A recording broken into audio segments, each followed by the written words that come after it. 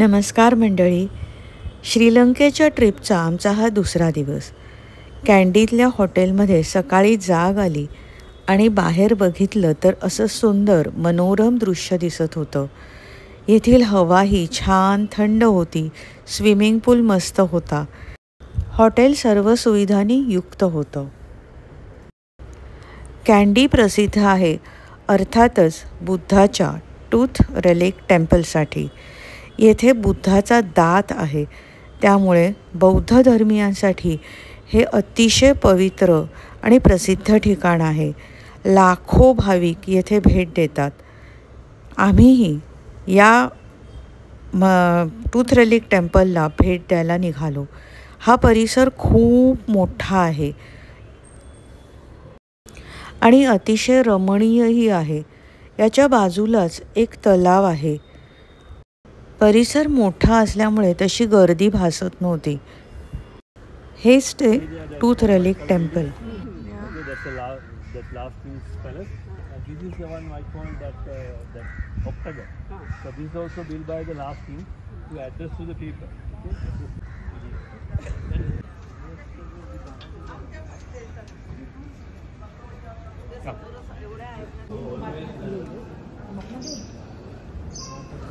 याच ठिकाणी बुद्धाचा दात ठेवलेला आहे.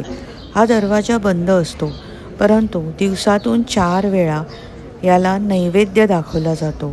त्याच्या ठराविक वेळा आहेत, त्यामुळे ती वेळ होण्यासाठी आम्ही थांबलो की जेणेकरून दरवाजा उघडला जाईल आणि महाप्रसाद दाखवला जाईल. तो क्षण आम्हाला टिपता यावा. हा सकाळी 9:30 वाजता दाखवला जाणारा नैवेद्य घेऊन येत आहे.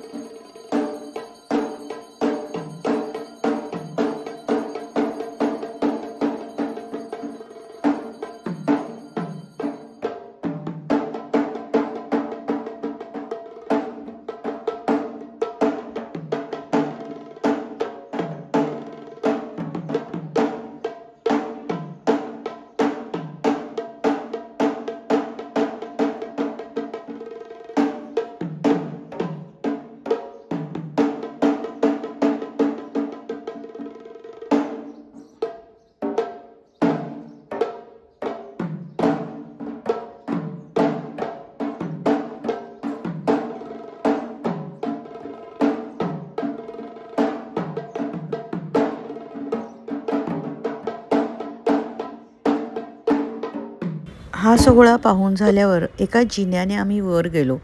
हे ते जोडपं आहे ज्यांनी खूप वर्षापूर्वी हा बुद्धाचा दात येथे आणून त्याची पूजा अर्चा केली. हे ध्वज आहेत, सोन्याचे ध्वज आहेत.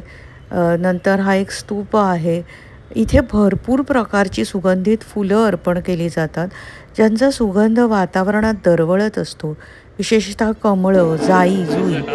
नंतर ही जी त्यांची मिरवणूक आहे ही वर्षातनं 2दा पौर्णिमेला निघते. हा 10 दिवसाचा सोहळा असतो आणि हत्तीनं सजवून ही मिरवणूक काढली जाते. ती बघण्यासाठी अलोट गर्दी असते.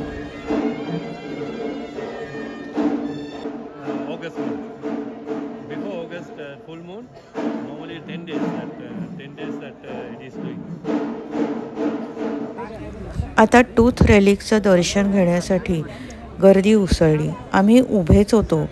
एक दुसरी रांग होती जे जवळून दर्शन घेऊ शकत होते आणि बाकीचे लोक हे अशा पद्धतीने थोडे लांबच्या रांगेतनं जात होते.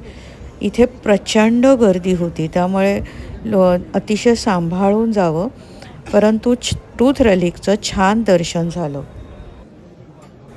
तुम्हीही घर बसल्या हे टूथ रेलिकचं दर्शन घ्या. हा व्हिडिओ बनवण्यासाठी मी खूप कष्ट घेतले आहेत, त्यामुळे प्लीज चॅनलला सबस्क्राईब करा, व्हिडिओला लाईक करा आणि शेअर करा. हाच तो पवित्र टूथ रेलिक. मंदिरात सेल्फी काढायला परवानगी नसल्यामुळे बाहेर येऊन सेल्फी काढली. मंदिराच्या प्रवेशद्वारावरचं हे नक्षीकाम आहे. त्यानंतर आम्ही गेलो श्रीलंकेतल्या सर्वात मोठ्या बोटॅनिकल गार्डनमध्ये.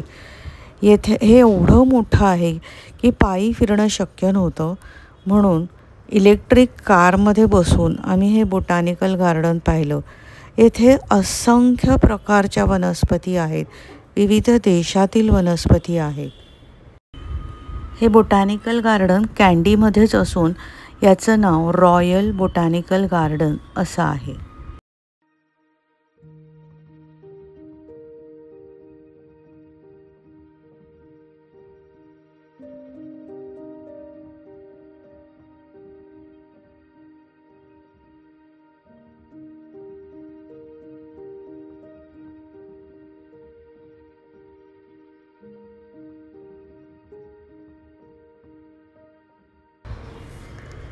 लगेचच पहिलं लागतं ते ऑर्किड गार्डन. हे बंदिस्त जागेत आहे आणि येथे विविध प्रकारची ऑर्किड्स आहेत.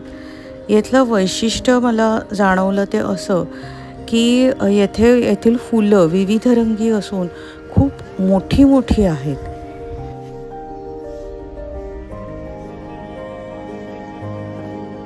हे आहे ऑर्किड गार्डन. इथे ऑर्किडची व्हरायटी आहे, विविध प्रकारचे ऑर्किड्स आपण बघू शकता आणि मोठी मोठी फुलं आलेली दिसतात. छान.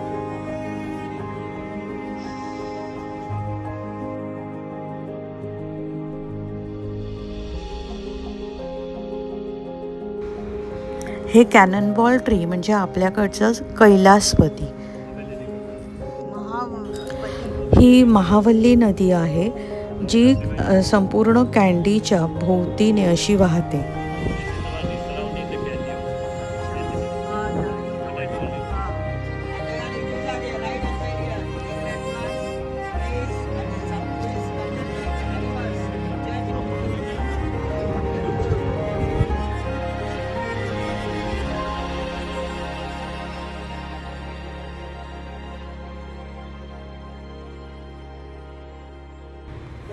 येथे बांबूच्या खूप साऱ्या व्हरायटी आहेत. त्यापैकी काही जे मोठे मोठे बांबू आहेत त्यांना जायंट बांबू असं बोललं जातं. ते ब्रह्मदेशातले आहेत.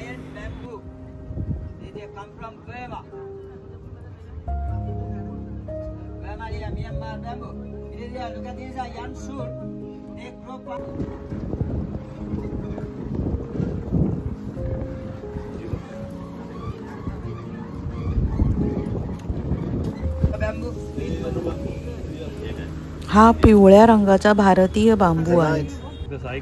तसेच इथल्या झाडांवर जवळजवळ 20,000 वटवाघुळं आहेत.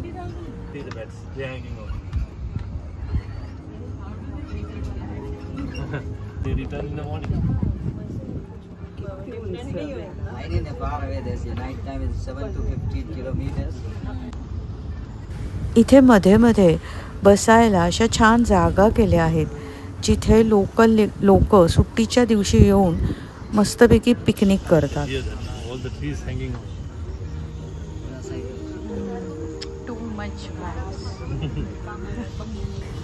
येथे झाडाला लटकलेली हजारो वटवाघळं दिसत होती. हे जमैकन फिग ट्री आहे. येथे देशाविदेशातले अनेक रॉयल्टीज येऊन झाडं लावतात. त्यांची आठवण म्हणून ती जतन केली जातात. That tree memorial first one is planted by King Edward VII, 1875. जे पिंपळ पिंपळ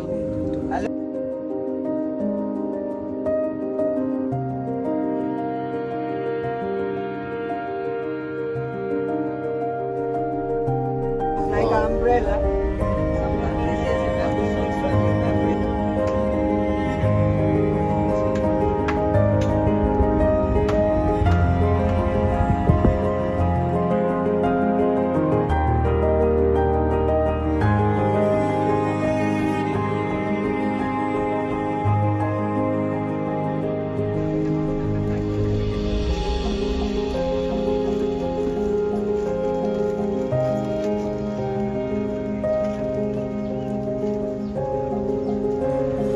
येथे माकडंही खूप मोठ्या संख्येने आहेत. आमच्या बरोबरच्या इस्रायली जोडप्याने त्यांना काहीतरी खायला दिलं ते ती खात होती.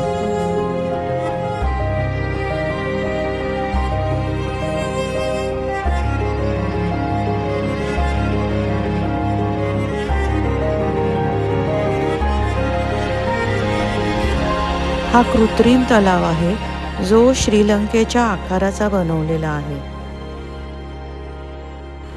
नंतर आम्ही या ठिकाणी जेवायला आलो। हे ठिकाण नदीच्या एकदम बाजूलाच होतं, ज्याचं नाव होतं पिनावाला एलिफंट ऑर्फनेज। जेवून झाल्यावर आम्ही नदीत खेळत असलेले हत्ती बघायला गेलो।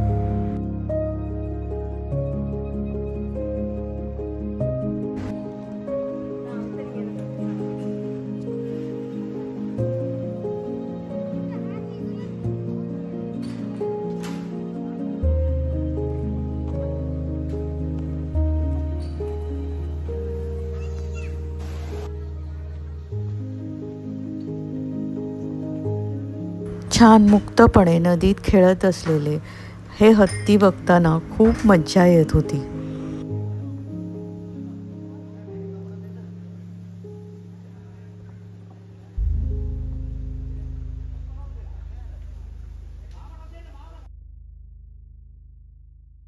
थोड्याच वेळात त्यांच्या परतण्याची वेळ झाली। ते परतीच्या वाटेला लागले। ते एवढे माणसाळलेले होते की माणसांना ते स्पर्शही करू देत होते।